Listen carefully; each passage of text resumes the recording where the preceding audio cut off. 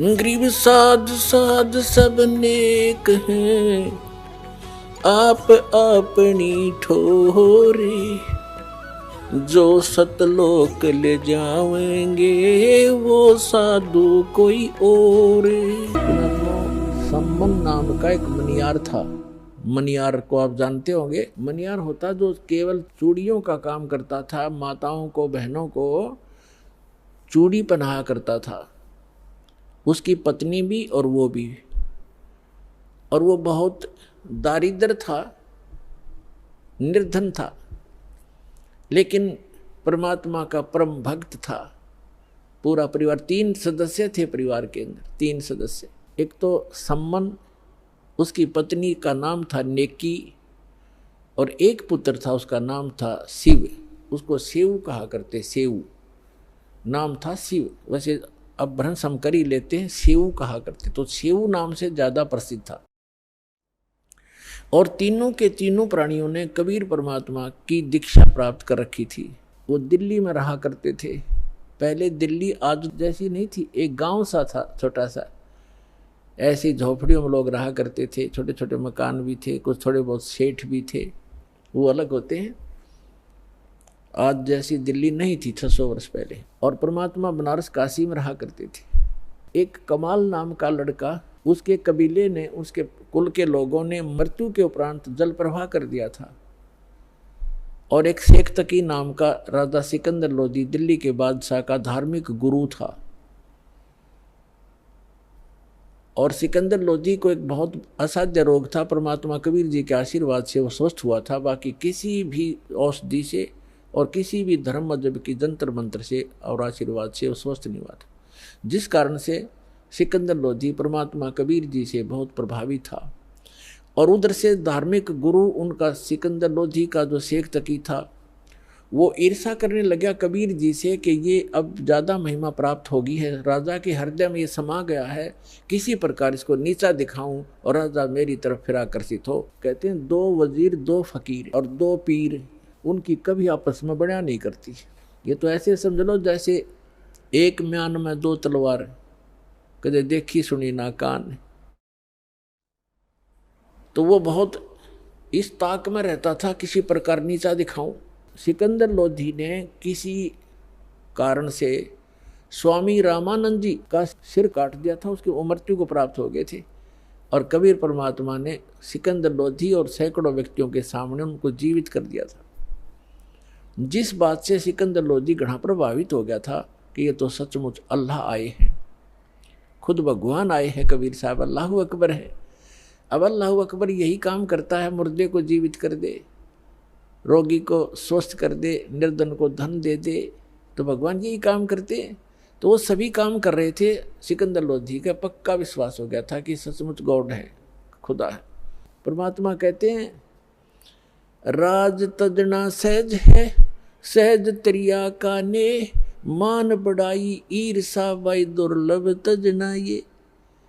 राज भी छोड़ सकते हो, अपनी सुंदर पत्नी को भी त्याग सकते हो, और कहते हैं मान बढ़ाई और ईर्षा ये नहीं छूटती जीव पर, ये छूटे बिना भगवान मिला नहीं, बात वहीं की वहीं रही।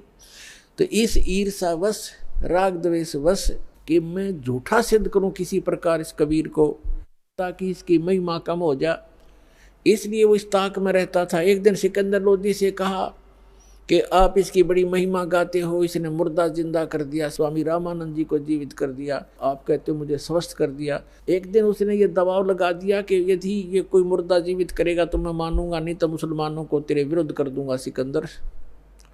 इस बात से चिंतित सिकंदर टेंशन में आ गया, और परमात्मा को अपने बच्चों की टेंशन सुहाया नहीं करती, ये समर्थ है 1 मिनट में टेंशन दूर कर दे।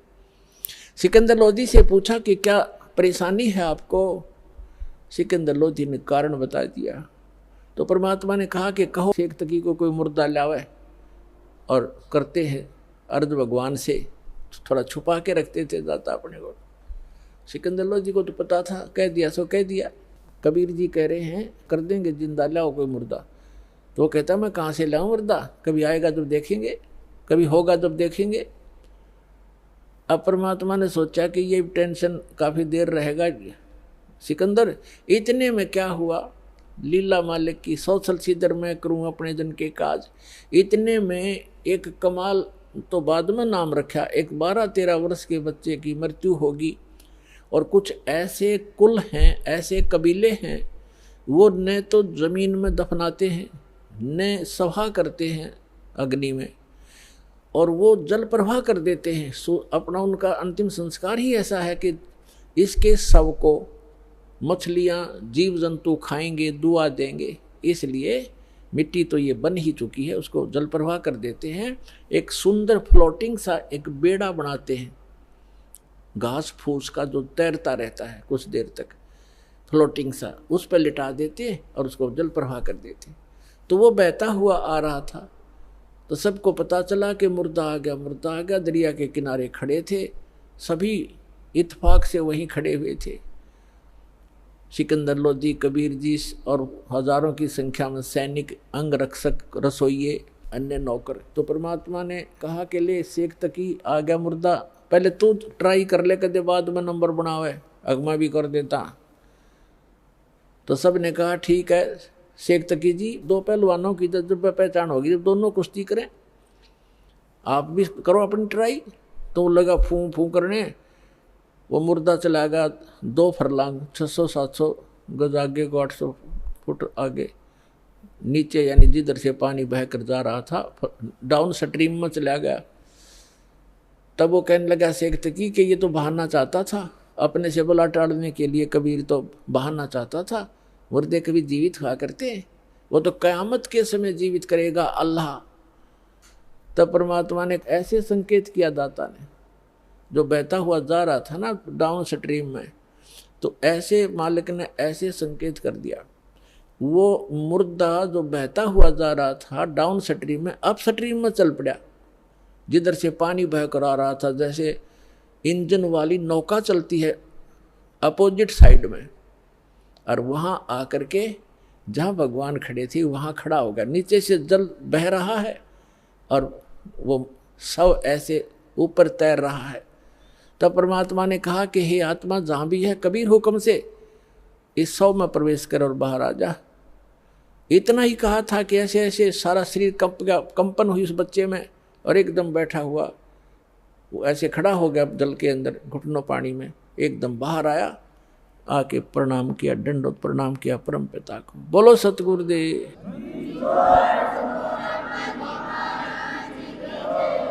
सभी ने ये कहा कमाल कर दिया, कमाल कर दिया। परमात्मा ने उस बच्चे का नाम कमाल रख दिया और उसको अपने बच्चे के रूप में रखा। अब बच्चे को पता नहीं कौन माता थी कौन पिता थे, दाता ने वो बच्चा अपने पास रखा, उसको भक्ति दी। अब क्या है कि कुछ दिनों के बाद परमात्मा के संग रहने से उस कमाल के अंदर अभिमान आ गया। राज तजना सहज है, सहज तरिया का ने, मान बढ़ाई ईर्षा ये दुर्लभ तजना ये। अब क्या है कि परमात्मा लीला करते हैं, वो कुछ एज्ड हो गए लीला में, शरीर में, और वो कमाल नाम का बालक 17-18 साल का हो गया, युवा, भक्ति मिल गई, ज्ञान रोज सुनाई करता, अपने मुंह बोले भगवान और पिता के साथ। वो तो सबका पिता है कबीर साहब, ऐसे तो सबका ही पिता है, सबका जनक है, सबका पालक है। अब ये गलती हो जाती है हमारे से, 4 बातें सीख कर, जो ज्ञान सुनकर हम स्वयं वक्ता बनकर प्रभुता के पात्र बनना चाहते हैं, ये जीव की सबसे बड़ी भूल और दुर्भाग्य होता है। ये संगत भी ज्ञान के अभाव से, किसी को से थोड़े से ज्ञान के वचन सुन लिए दास से प्राप्त, और वो ठीक सा बोलने लग गया और सब उसी की तरफ देखने लग जाते हैं, वाह वाह बहुत अच्छा बोलता है, खाक बोलता है बता। और फिर वही बात बिगड़ जाती है कि गुरु को तजय बजय सो आना ता पशुआ को फोकट ज्ञान। गुरु को छोड़कर अन्य पर आसक्त होते तो वो भी एक फोकट ज्ञान है उन लोगों का, जैसे हम भगवान को छोड़कर इस काल पर आसक्त हुए थे, आज ये दुख भोग रहे हैं। तो इस प्रकार हमने अपने पतिव्रता पद से भी नहीं गिरना है। ज्ञान भगवान का है, बोलने वाला किसी तरह बोल रहा है वो उसका ज्ञान नहीं है, तो उससे आकर्षित नहीं होना चाहिए हमने, नहीं तो फिर हम पतिव्रता पद से गिर जाते हैं, नाम रहित हो जाते। तो कितना ही कोई वक्ता बना फिर जाओ, वो कर्महीन इंसान है, जो फिर उसमें महिमा की भूख बन जाती है। यही रोग लग गया कमाल के। बहुत से जो संगत वाले थे वो कहने लगे, वाह भाई कमाल, आप तो गुरुजी से भी बढ़िया सत्संग सुनाते हो, कबीर साहब से। वो फूल गया, हवा तो किस समय भर दो या तुरंत भर जाती है। अब उसमें यह अभिमान हो गया और फिर नो कहने लगे, भी बड़ा सेवा करता है गुरुजी की, तेरे जैसी सेवा कोई नहीं कर सकता। एक दूसरी बीमारी यह होगी। तो परमात्मा तो अंतर्यामी थे, उसको पता था कि ये मरेगा, मूर्ख जहर खाने लग गया। अब संकेतों में समझा करते थे भगवान कि भाई अभिमान चाहे तो धन का हो जा, कोई दान गढ़ा करता है, दान का अभिमान हो गया, मैंने इतने पाठ करा दिए, मैंने ये बनवा दिया, फलान कर दिया। और चाहे कोई नू देखे बड़ा माड़ा फेरे, सारा दिन मंत्र करता रहता, दूसरे उससे प्रभावित होंगे, उसकी प्रशंसा करने लग जाएंगे, वह भी भूल है आपकी, क्योंकि आपकी यह भी कमजोरी है। अब जैसे कोई एक लड्डू खा रहा है और दूसरा यूँ कह रहा, देख 4 लड्डू खा गया, वाह भाई वाह बड़े लड्डू खा गए। अब उसके लड्डू खाने का आपको क्या मिला? आप भी प्रबंध करो 4 लड्डुओं का, जब तक बराबर हो, उसकी खाक प्रशंसा करे, वो भक्ति करे, तुम उसकी प्रशंसा करे, आप भी करो फिर तो ऐसे हम मार खाते। ये कमजोरियां हैं जो दास आपको बता रहा है, जो आपके भक्ति की गाड़ी में पंचर कर देंगी। इन कमजोरियों से बचना ही बचना है। एक वृद्ध व्यक्ति था, डॉक्टर के पास गया और डॉक्टर ने देखा अस्थि पिंजर सा शेष है वृद्ध, तो वो कहने लगा, डॉक्टर जी मेरे पिंडलियों में दर्द रहता है। डॉक्टर बोला, जी कमजोरी के कारण है बाबा। तो कहने लगा, जी मेरी ऐसे सांथलों में भी दर्द रहता है, सांथलों में। डॉक्टर बोला, भाई कमजोरी है, कमजोरी वीकनेस। वृद्ध कहने लगा, जी मेरे सिर में भी दर्द हो जाता है। डॉक्टर कहने लगा, कमजोरी है। फिर उसने कहा वृद्ध ने कि मैं खड़ा होता हूँ चक्कर आता है। तो डॉक्टर बोला, बाबा कमजोरी है। अब वृद्ध ने गुस्सा आ गया, ने बोला, तू डॉक्टर है गम चक्कर, एक के बाद जाने कमजोरी है कि मैं और भी बताओगा। तो डॉक्टर बोला, यह भी कमजोरी के कारण है, आपने गुस्सा जो आया ये भी कमजोरी के लक्षण है।